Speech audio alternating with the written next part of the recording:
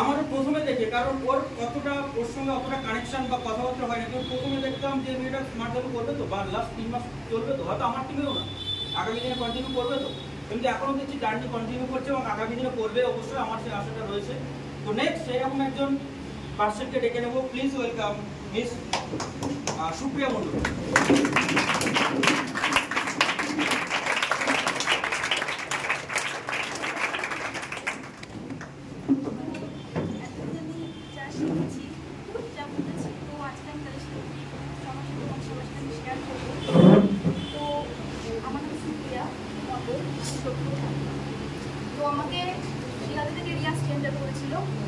তো আমার এখনো বিশ্বাস হচ্ছে না আমি এই জায়গায় দাঁড়িয়ে, মানে আমি তোমাদের সাথে আমি কিছু বলতে পারছি, এটা বাইরের মার্কেটে হয়তো হয় না, কিন্তু আমার এখন আমি সারা রাত ঘুমাতে পারিনি, আমি বলতে পারবো তো, আমি দাঁড়াতে পারবো তো ঠিক করে, আমি আজকে দাঁড়াতে পারি থ্যাংক ইউ রিয়া আমাকে স্ট্যান্ডার্ড করেছে।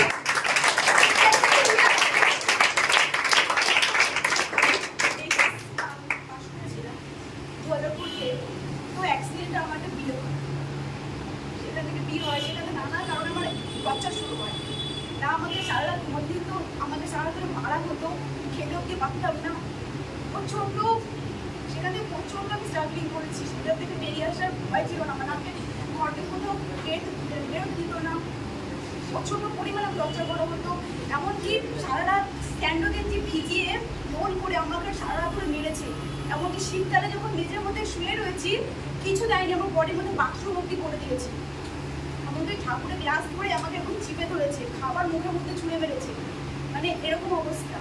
তো সেখান থেকেও বাড়ির লোকের সাপোর্ট পাইনি, আর ওখান থেকে বেরিয়ে এসে কোনো উপায় ছিল না। তো আমি রাত্রিবেলা 5 পক্ষে রাত 10টার সময় ওই পোশাক পরে, ওই ছেঁড়া জামা প্যান্ট পরে, ওই কারোর একটা জুতো পরে আমি দৌড়েছি, একবার ধরাও পড়ে গেছি, তারপর মারও খেয়েছি, মার খাওয়ার পর থেকে আমি ওখান থেকে পালিয়ে এসেছি, যে কোনো পালিয়ে এসেছি, কিন্তু পালিয়ে আসার পর ওই 7-8 বার আমি ঝগড়া করে আসি, ও আবার আমাকে ব্ল্যাকমেল করে নিয়ে যেত, 7-8 বার ধরে আমার পুরো টর্চারিং হতো, কিন্তু লাস্ট পরে বাইরে তো আমাদের তোলেনি, লাস্টে বান্ধবীর বাড়িতে ছিলাম, সেখান থেকে আমাকে তুলেছি, তারপরে বাড়ির লোক করেছি, তারপরে আমি যখন একটা জায়গায় কাজ করেছি, ওই 4টে বছর যখন আমি কাজ করেছি, ওই কাজের মধ্যে আমি প্রত্যেকটা বলে কি সকাল 10টা থেকে কাজে 9টার সময় যেতাম, না স্যারের হেল্প হবে, সকাল 9টার সময় আমি কাজে যেতাম, আমি রাত 11টার সময় ঘরে আসতাম, তাদের হেল্প হবে, এমনকি স্যারের বউ যখন থাকতো না, স্যারের বাড়িতে রান্নাও করে দিয়ে এসেছি আমি, স্যারের বউ যখন আসতো, স্যারের ছেলে মেয়েকেও আমি স্কুল থেকে নিয়ে এসেছি, আমি আমার অফিসের পায়খানা বাথরুম দিয়ে পরিষ্কার করেছি, মানে এতটা পরিমাণে আমি অফিসে যখন একটা মেয়ে ঢুকলো তার প্রতি আমাকে দাঁড়িয়ে দেওয়া হলো, আমি এইচআরের পা ধরে টানতে হিচাতে রাস্তা থেকে নিয়ে যাচ্ছি, আমাকে ক্ষমা করে দাও, সরি স্যার, এরকম হবে না, মানে কি হারে। তার মধ্যে আমি ছোটবেলায়, আমি আমার মা ছোটবেলা থেকে কোনো সময় আমি আগ্রহ ভালোবাসা পাইনি, কারণ আমি একটা মেয়ে হয়ে জন্মেছি থেকে তাই জন্য, কিন্তু আমি সবাইকে বলবো যে আজকে মেয়েদের কোনো সম্মান নেই, মেয়েদেরকে নিজের পায়ে দাঁড়াতে হবে।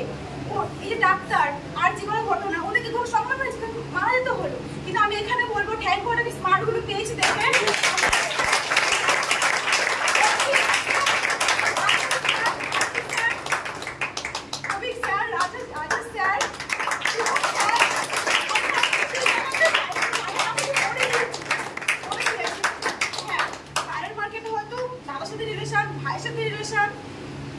কিন্তু হ্যাঁ, যখন তোমার সাথে কখন রিলেশন রাখবে, যখন তোমার স্বার্থ থাকবে তখন তোমার সাথে মিশবে, যখন সাথে থাকবে না তুমি এক প্যাকেট বিরিয়ানি খাবো বা এক কাপ চা খাবো, যখনই থাকবে না, যখন দিতে পারবে না তো ভাগ, তোমাকে দাঁড়িয়ে যাওয়া হবে। কিন্তু এই স্মার্ট ভ্যালু কিছু ইনকাম হচ্ছে বা হচ্ছে না, তুমি কত টাকা ইনকাম করছো সেটা না, কিন্তু তুমি ভালোবাসা যে পাচ্ছ স্মার্ট ভ্যালু, এটাই সব থেকে ইম্পর্টেন্ট আমি মনে করি।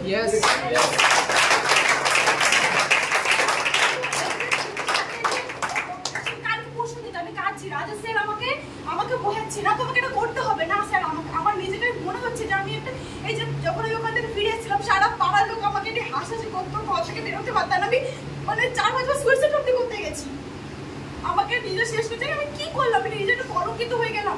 আমি যখন রাজেশের কাছে কালকে কাঁদছি, রাজেশ বলছে না তোমাকে দাঁড়াতে হবে, তোমাকে পারতে হবে, না স্যার আমি পারবো না, আমাকে অভিক স্যার, রাজেশ স্যার সব সময় আমাকে বুঝিয়ে যায় না, এমনকি সুজয় স্যার আমাকে বুঝিয়ে যায় না, তোমাকে করতে হবে, তোমাকে পারতে হবে। আমি যেটা তাকে মনে করি, যাদের এই ছোট ছোট বোনগুলোকে মানে রাস্তা থেকে উঠিয়ে নিয়ে এসে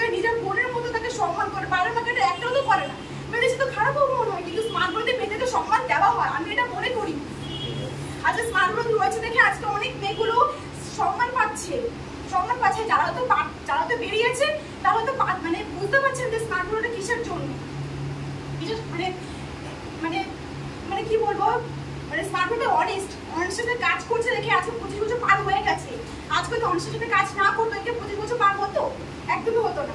আজকে যখন রামের কাছে রামায়ণের যুদ্ধে যখন রামের কাছে রাবণ এত বড় শক্তিশালী যোদ্ধা হয়ে রামের কাছে কিনা হেরে যাচ্ছিল, কিনা রাম একটা সাধারণ মানুষ, সে বনবাসে থাকতো।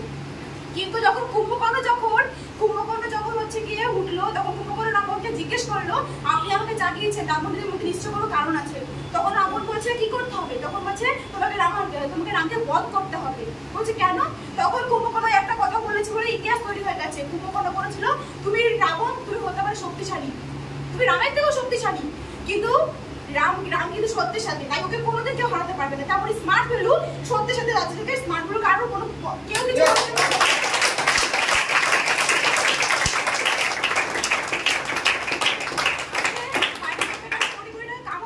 কিন্তু আমার মনে যে সঠিক শিক্ষাটা রয়েছে ওটা যদি না থাকে তো আমি কিছু করতে পারবো না। আগে স্মার্ট ভ্যালু আমাকে সঠিক শিক্ষা দেবে, তারপর আমার গাড়ি ঠেলে পাঠাবে। কিন্তু স্মার্ট ভ্যালু সবসময় হাত ধরে রাখবে যে না তোকে করতে হবে। কিন্তু মাইটি কুইন একটা কথা বলেছিল যে তোমাকে জীবনে দুটো জিনিস মেনে রাখতে হবে, তোমার স্বাস্থ্য যদি ভালো হয় তো ভালো, আর যদি তোমার স্বাস্থ্য খারাপ হয় তো মরে যাবে। আর যদি তোমার স্বাস্থ্য যদি ভালো হয় তুমি স্বর্গে যাবে, আর যদি তোমার স্বাস্থ্য খারাপ হয় তুমি নরকে যাবে। কিন্তু যদি স্মার্ট ধরে তুমি শিক্ষাগুলো নিয়ে থাকো না, তুমি বড় একদিন মানুষ হবে, আর যে বড় মানুষ হবে সেইকে তুমি স্মার্ট ধরে তুমি স্বর্গে যাবে, নরকে যাবে না। আমরা গ্যারান্টি দিতে পারি তুমি যে শিক্ষাগুলো নেবে তুমি স্বর্গে যাবে, নরকে যাবে না।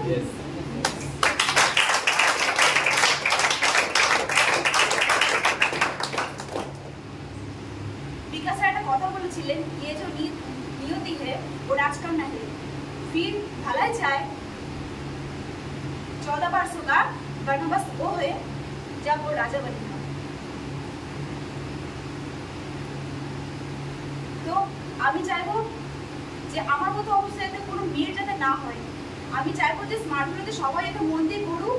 আর আজকে স্মার্ট ভ্যালু সুজয় স্যার, বিকাশ স্যার,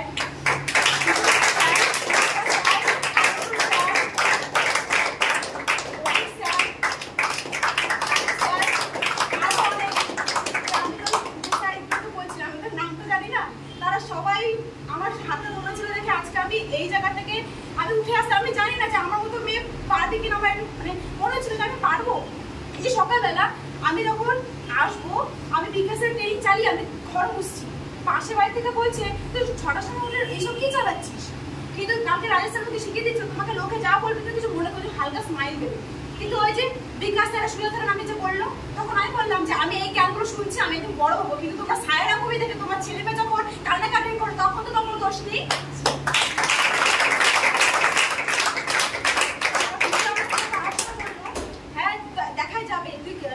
তুই কবে লোক ধরবি, কবে জয়েন হবে, কবে লটারি লাগবে? বলছে আমি যখন পরিবার টাকাটা কামাবো তখন তুমি পারবো বা তুমি যে বলবে যে আমার মেয়ে করেছে, তখন পারবে না, তখন তুমি কিছু বলবে না।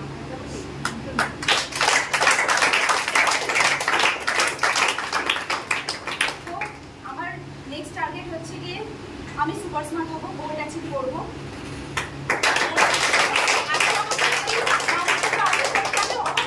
আজকে আমি এই যেখানে দাঁড়িয়ে রয়েছি, এতগুলো মানুষ হাততালি দিচ্ছে, আমি কোনো ভাবতে পারিনি যে আমি এই জায়গাতে এসে দাঁড়াবো। প্রত্যেকটা মানুষ আমাকে ছোট করে গেছে, প্রত্যেকটা মানুষ আমাকে আঘাত করে গেছে, আমি তারপরে উঠে দাঁড়িয়েছি। লড়াই করে গেছি তো আমি থামিনি। কিন্তু আমি যখন একটা আমি থেমে গেছিলাম তখন সবাই মিলে আমাকে বলেছে না তুমি পারবে, তোমাকে পারতে হবে, তোমাকে সিরিয়াস হতে হবে, তোমাকে পারতে হবে। কিন্তু এই যে আনন্দ স্যার গোল্ড অ্যাচিভ করেছে, সুজা স্যার রুবি অ্যাচিভ করেছে, এটা কি লিডারশিপে হওয়ার জন্য? এরা হাজারটা মানুষের ভালোবাসা পেয়েছে দেখে আজকে লিডারশিপ হতে পেরেছে। আমাকে এরকম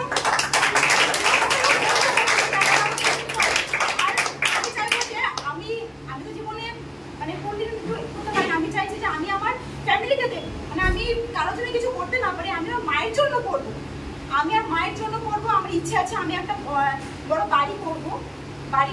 তো আমার ইচ্ছে ছিল স্কুটি কিনবো। তো দেখা যাক, আমার এটা ইচ্ছে আমি এটা করবো, ফোন তো সবাইকে কিন্তু আমি একটা এমন জিনিস মানে আর আমি আমার টাকার জন্য আমি আমার মাসিকে বাঁচাতে পারিনি, আমি আমার টাকার জন্য দাদুকে বাঁচাতে পারি না, কি না তারা বাংলাদেশে অব্দি থাকে। কিছুদিন আগে আমার মাসি মারা গেছে যেহেতু ট্রিটমেন্টের টাকার জন্য বাংলাদেশ থেকে এখানে আসতে পারিনি। আমার ঠাম্মা দাদুরা একটা মানে ভালো পরিবেশ, মানে একটা ভালো ইয়ে ছিল, এখন এমনই অবস্থা হয়েছে হয়তো এখন মানে কিনারে কিন মানে এরকম অবস্থায় ওরা পৌঁছে গেছে, তো আমার ইচ্ছে যে ওদের জন্য আমি অ্যাটলিস্ট কিছু করবো। আর আমি মেয়েদের জন্য কিছু করতে চাই, যেসব মেয়েরা এখন আমার থেকেও বেশি যন্ত্রণা পাচ্ছে, আমার থেকেও যারা আরো বেশি মানে কষ্ট পাচ্ছেন, তাদের জন্য আমি কিছু করতে চাই।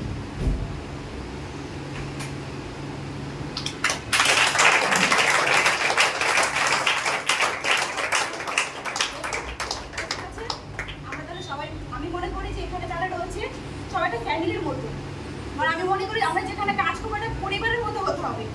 আর পরিবার যদি আমি যতক্ষণ না ভাবতে তখন আমার নিজের হবে না, নিজের হবে না। এই কাজটাকে একটা ভালোবাসতে হবে। যদি আমি নিজেকে ভালোবাসি, যদি আমি এদেরকে ফ্যামিলির দাদা ভাই বোন যদি মনে করি, আমি ইজিলি আমি কাজটা করতে পারবো। ঠিক আছে, তাহলে আমরা সবাই তাহলে হাতে হাত মিলিয়ে আমরা বিজনেসটাকে করি, আমরা নিজের নিজের স্বপ্নটাকে পূরণ করবো। ওকে?